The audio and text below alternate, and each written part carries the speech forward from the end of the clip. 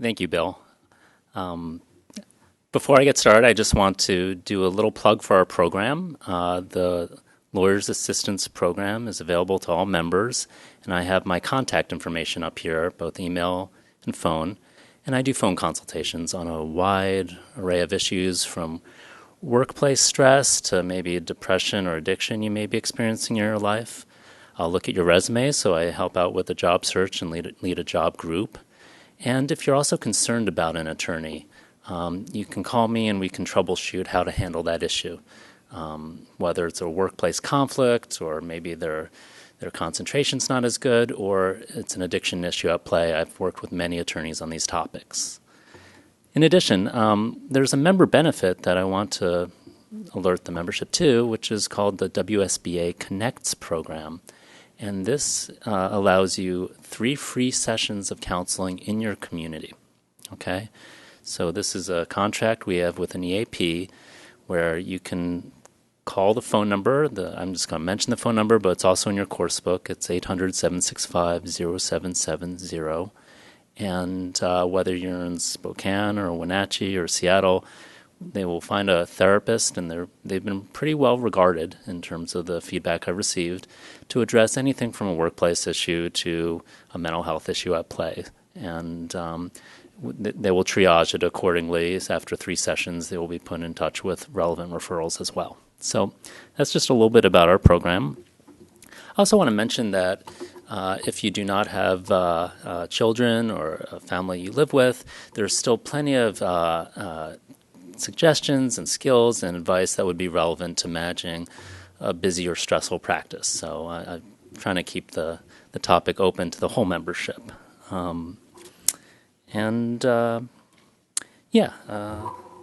So I've been at the bar for 8 years. My training is actually, I did a fellowship at the VA on the topic of addiction, and that was my initial focus here at the bar, but I cover more responsibilities than that, of course.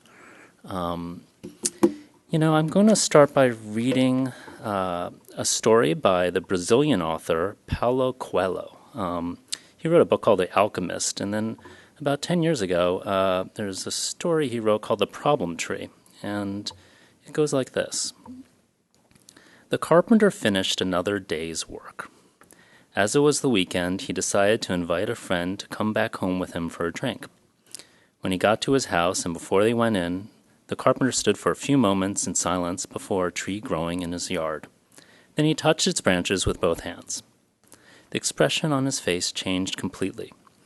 He went into the house smiling. He was greeted by his wife and children. He told them stories. Then he went out onto the veranda with his friend for a drink. They could see the tree from there. Curiosity got the better of his friend, and he asked the carpenter to explain his earlier behavior. "Oh, that's my problem tree," said the carpenter. "I know that I'm bound to have problems at work, but these problems are mine, not my wife's or my children's. So when I get home, I hang all my problems on that tree." And that's been a meaningful sort of message to me for the 10 years since I first read it. And I do have a problem tree outside my front door. And, ever since I became a parent, I've experienced a much greater urgency in terms of getting from work home. If it's a day in which I'm not doing the pickups from daycare, I want to get home as quickly as I can to help out my wife in terms of taking care of our daughter. I also want to spend time with my daughter because I'll only have an hour and 2 before she goes to bed. On top of that, I may be sort of stressed by things that happen during the workday. It might be rainy or cold or cramped on the bus, so I may be sort of have some of that pent-up urgency. And then there's exhaustion and hunger that come with it. So a person's not always at their best as they're crossing that transom. And I sometimes have to really pause and say, is this environment ready for this? Am I ready to bring warmth to the dynamic already at play, or am I going to be singularly focused on whatever's on my mind? I'm going to speak about leaves, your challenges as a professional. This includes family, work stress. your clients, and then I'm going to talk about solutions so that you don't have to bring those home with you. Okay? Um, you know, I've been looking forward to this presentation because I became a father 20 months ago, so I'm still learning how to do this. And, it's an absolute joy being a parent, and I don't want to talk about my child as being too much of a challenge, but it is part of the picture. My her name's Eliza, and her favorite words are mommy and daddy and airplane and giraffe and no and mine. And we're getting used to those last two, and it is a lot of work. So I'm mentioning that it's a second full-time job. I'm not counting the hours, of course, but the point is at 5 or 6 or 7 o'clock when you leave the office, you're not done. Okay, there's much more to be done, and weekends are not about just putting your feet up. So there's a lot more involved in your life in general. You're also coordinating your responsibilities with your partner, and that makes it a little more transactional. There's a lot more planning around things like meals that used to come rather naturally. There's more planning to that, more cleaning. It's just more stuff to deal with your partner in a way that was not previously part of the dialogue. In addition, it may put pressure on your career to be stable and financially supportive, where you may have been more courageous, even cavalier about switching jobs if there's something you didn't like. You may be more cautious about taking risks because you have another mouth to feed at home, and there may be just a sense of lockdown that happens that may leave you feeling a little limited. Finally, and perhaps most importantly, you're learning completely new skills as a parent. And I know attorneys like to feel like experts in a courtroom or when they're writing a brief, but if they've ever tried to rock a 4-month-old to sleep, they will often be quite humbled by their ineptitude, as anyone would be, of course. And it's a completely different skill set, and you're not necessarily good at it. And I'm not just talking about newborns. It's about a 2-year-old's temper tantrums, how to handle that. It's all kinds of learning about developmental psychology that require being very nimble in your thinking. And that can be stressful and lead to insecurity about your own abilities as a person. So Leaf 2, your second challenge, inevitably is work stress. I'm just going to talk about your office for a second. If you're a modern professional, you're dealing with multiple streams of information at once at work. Primarily it's email. You're getting all kinds of chimes coming out of your Outlook every few minutes. And then there's phone calls. There are clients showing up, perhaps unannounced. There's staff dropping by to ask you a question. And what happens is it affects a person's ability to concentrate. I've got this picture here of Liberace's hands. And Liberace had his hands insured by Lloyd's of London because that's how he created his art. As an attorney, your mind is how you create your art or your work product. And you want to nurture your mind's ability to think deeply about complex topics. And when you're frequently interrupted, you will almost look for those interruptions because they may seem almost easier than the work you have to do, right? These small little fires to put out are much easier than writing a brief. So what happens when a person's interrupted often enough is a learned helplessness response occurs, where they will sort of not feel capable of engaging more complex topics. And it's a recipe for anxiety. The mind will jump from topic to topic, trying to analyze what to do differently rather than focusing deeply onto a single topic. I've worked with a lot of clients who've come my way, a lot of lawyers have come to psychotherapy, reporting not being able to focus on their work. And they will sometimes say, is it ADD or dementia? What's going on, doc? And without ruling those out, I would offer that it's probably anxiety. It's very much associated with impairments in concentration. And of course, the happiest lawyers I meet are the ones who, close their email while they're working on a brief, or hold their calls until they're done writing something, or know that Wednesday morning is when they do their writing, so they can rely upon that time to not be interrupted. And it's also important to be aware that the computer is both an instrument of great productivity and great distraction. You've got Microsoft Word and the internet, and they're completely competing. So it helps to have a strategy to prevent that overlap. Your third challenge is other people, and this happens in lots of different ways. Other people, of course, can be a positive, but we're talking about challenges here. Dealing with opposing counsel can inevitably chisel away at a person's sense of their own well-being. It can often be quite aggressive. Dealing with a challenging boss who's evaluating your work product, perhaps too carefully with a magnifying glass, will lead to an over-attention and insecurity about what they may be thinking, which may and may not be true. Also, I've worked with a lot of attorneys who have like a sense of commitment and duty to their work that often involves self-sacrifice. It looks kind of like a take charge or crisis worker mentality.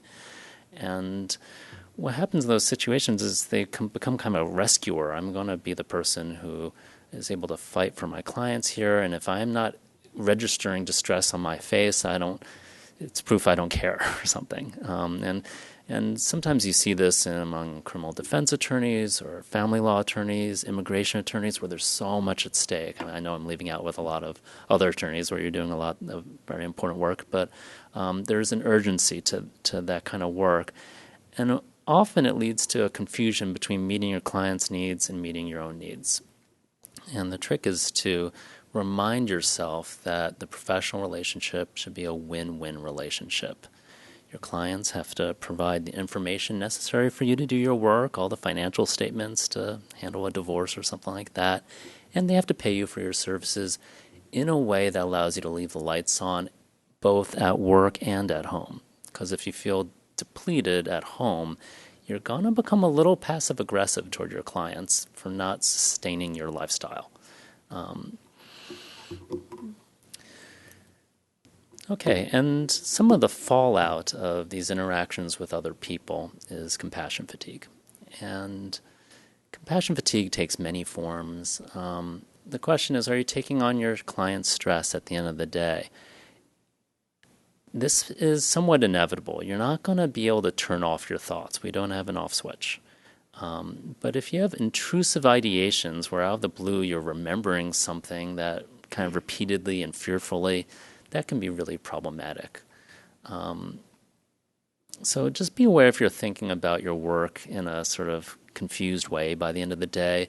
A lot of people feel numb at the end of the day. That's not necessarily depressed or sad. It's more like shut down. It's not the healthiest state to be in. It's quite common. You see it on the faces of people on the bus as you're going home. But you do want to be aware that you feel shut down, you're losing time, and saying, okay, I'm going to give myself 10 minutes to rest, and then I'm going to think about what I want to do next or something along those lines. So just be aware of this. And then after you cross that threshold home and wipe your hands on the tree, should you on occasion have dinner together with your family? I know I don't want to paint too rosy a picture of home life, but in your interactions with your family, are you quiet or crabby? You're thinking about that question you sort of asked in that deposition. The question I would ask is, do others get it? Because they may think you're mad at them. And it doesn't sound like you're mad at them, but the trick is, I guess what you tell 3 or 4-year-olds, use your words. You want to decode yourself. Don't be a human question mark. Say, oh, it was a very busy day, and then you find a way to engage without looking cross or disengaged. Okay, the fourth challenge I just want to mention is that tech addiction has become an epidemic. It's official. I see it in my clinical work a lot. Clients talking about just being hooked into their phones. And there's a lot of research actually on the internet addictive disorder, which was a provisional diagnosis. It didn't make it into DSM-5, but the concept is that the internet works according to the methods of like a slot machine, a variable interval reinforcement schedule, where a person will only look at a page for 8 or 10 seconds, just a brief eyeball, but they're looking for the next dopamine hit, whether it's scrolling down on Facebook or searching out your Pokemons or whatever your bliss may be. And this also leads to short-term thinking, and we want to really look more deeply. If you're going to read something on your phone, read a nice long article would be my advice, but it's not always the best place for reading. I've been having clients track their phone usage, and there's an app called Moment I found. It's not the only one. There are a lot of them that does a really nice job, actually, and it was telling me that I was, spending over an hour a day on my phone, and that was rather humbling. And I've met people who use their phones much longer, and then it said that's 8% of my waking hours, and that was doubly humbling. So if you're trying to affect behavior change, you always want to track it. Okay, so the next question is, what are your tools for handling these challenges? And the first one, of course, is your mind. And I tell clients that your brain has two muscles in it. Actually, it has more skill sets than that, although it doesn't actually have any muscles because it's a brain. But the main ones I try to deconstruct it with are the ability to get things done and analyze and evaluate, which is what you're doing as an attorney and what you're doing as a professional in a lot of different forums, planning a schedule, balancing a checkbook, all these things. And then the other muscle would be your observational skills, to notice what's going on without evaluation. And unfortunately, I find with attorneys that the first muscle is especially strong and the second one is weaker. And what happens when your observational abilities are not as strong, what occurs is a person takes their thoughts as truths. They think about what they're saying as automatic and absolute, rather than saying, I'm having the thought that I asked the wrong question at this deposition. They're saying, I asked the wrong question. It comes out much more urgently.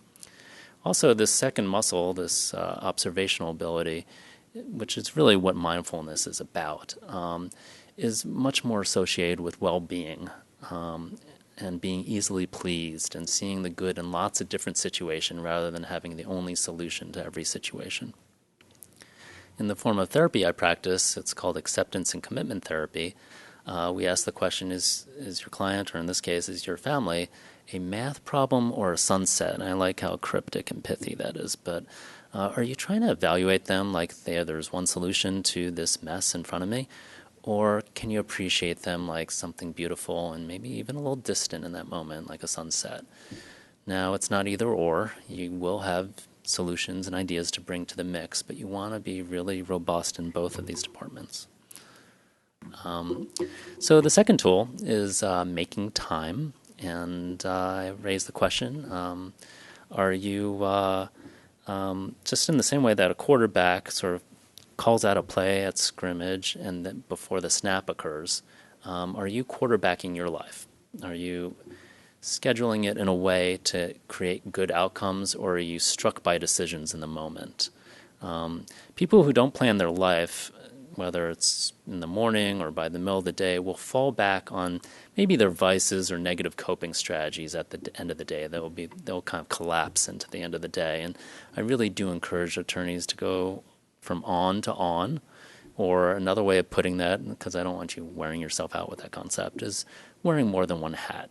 And I think a lot of people think of themselves as having strong willpower and being decisive. And I like to quote the research by Roy Baumeister, a psychologist, who talks about decision fatigue as a limited quantity. It's an expendable quantity that the research will show ideas like judges are very decisive in their opinions at 9 a.m., but by 3 p.m. they're going to kick the can down the road. They're a little less decisive. And when you're able to quarterback your life, you're able to work according to a schedule, it's less, it's doesn't drain you as much because you're thinking way in advance about things, and then in the moment you're just able to step into them.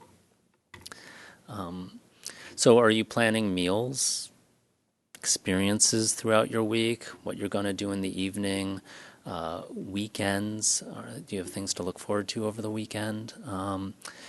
Seasonal plans are really important because it keeps a person looking to guideposts that are going to give the family a feeling that there's a trajectory. We're going to see maybe these relatives for these holidays, or we're going to get out of town and have a vacation at some point, or whatever it is that you're scheduling. It can really be consolidating just to have made the plans. It can really strengthen your ability to vision your future.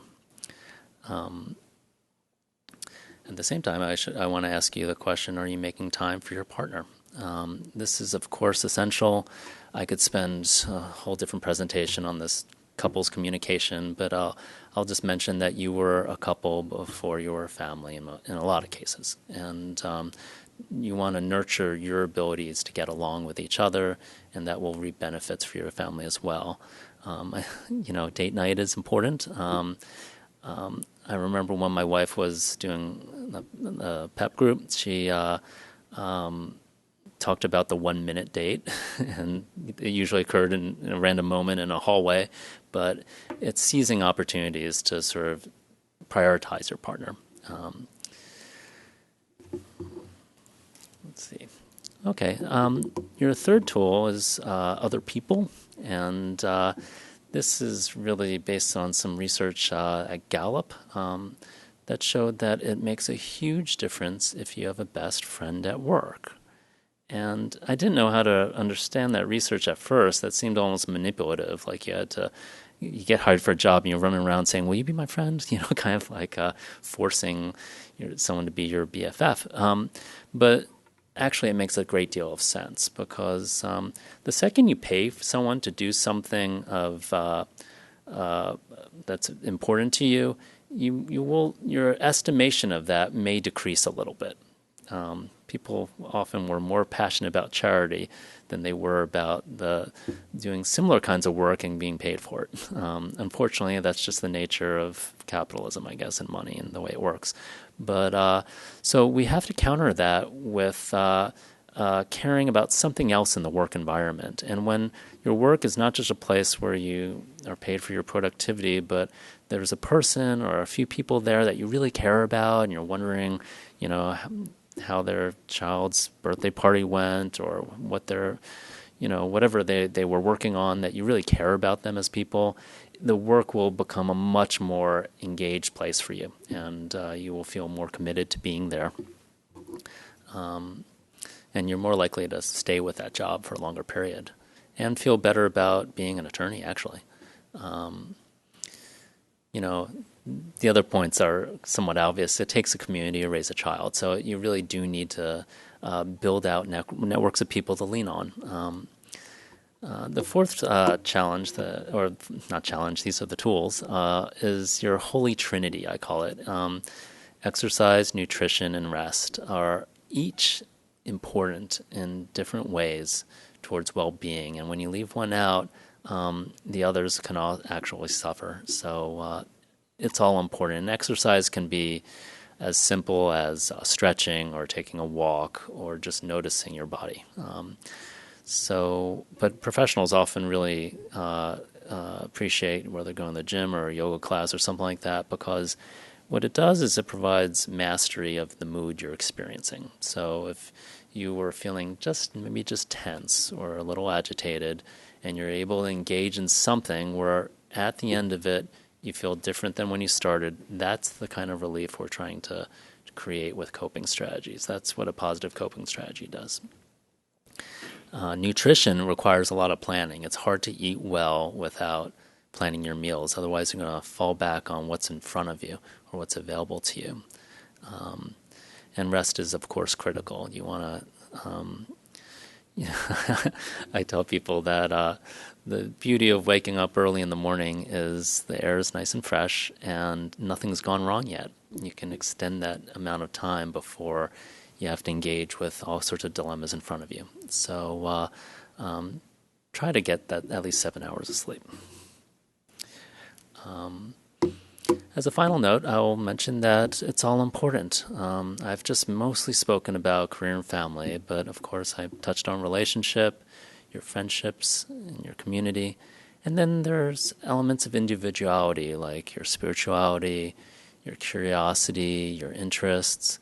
Those will assist you in your identity development. Otherwise, you may feel like a two-trick pony bouncing between family and work.